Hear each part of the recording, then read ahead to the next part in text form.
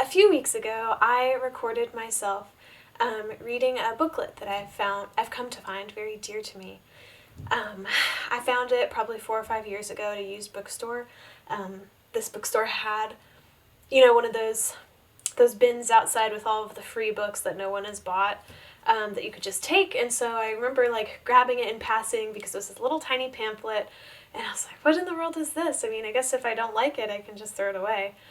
And I read it probably a week or so later, and I just remember finishing it and just kind of sitting in stunned silence that I'd stumbled across such a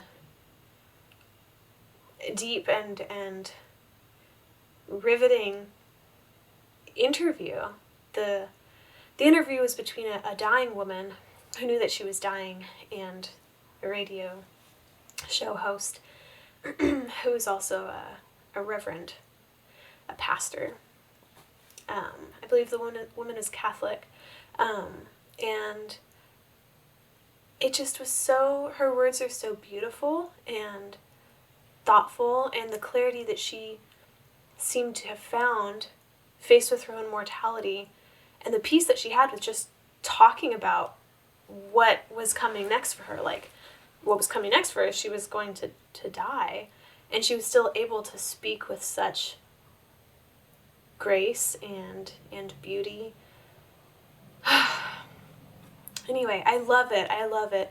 And so I recorded it here for posterity, and also because I just want other people to have the opportunity to hear her words. And I wish I had the recording of her reading it to give to you. I don't. I've not been able to get my hands on that yet, but I do have this one physical copy, and I sat down one morning and just read it through once, and there are some mistakes. I didn't want to do it again. It's 15 minutes long.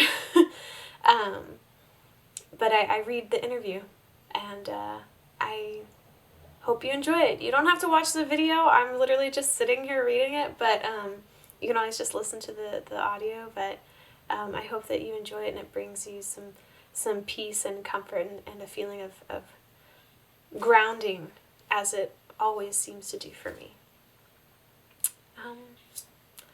Enjoy.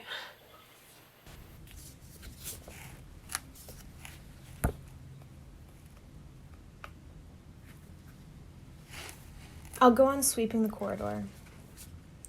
Transmission, Sunday, June 16, 1968, and Easter Sunday, April 3, 1969. Radio 4, producer Roy Trevivian, introducing Mrs. Beryl Worth. Introduction.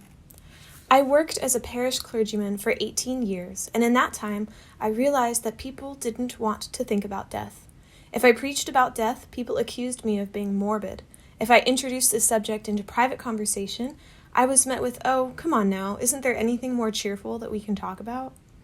And yet, death is the one thing no one can avoid. That you will die is the one thing that you can be utterly sure about. Of course, if you are a humanist and believe that this life is all there is, then I can understand you're not wanting to think about dying. But most people aren't humanists.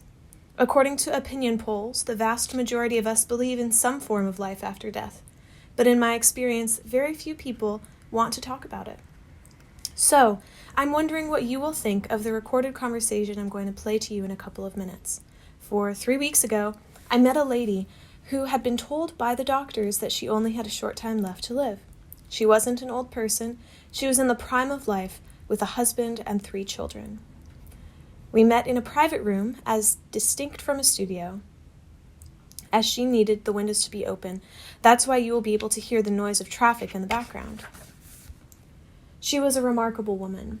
This was a rare occasion when I was able to talk to someone who was dying, who knew she was dying, and yet was prepared to talk with utter honesty and fearlessly about how she thought and felt about it.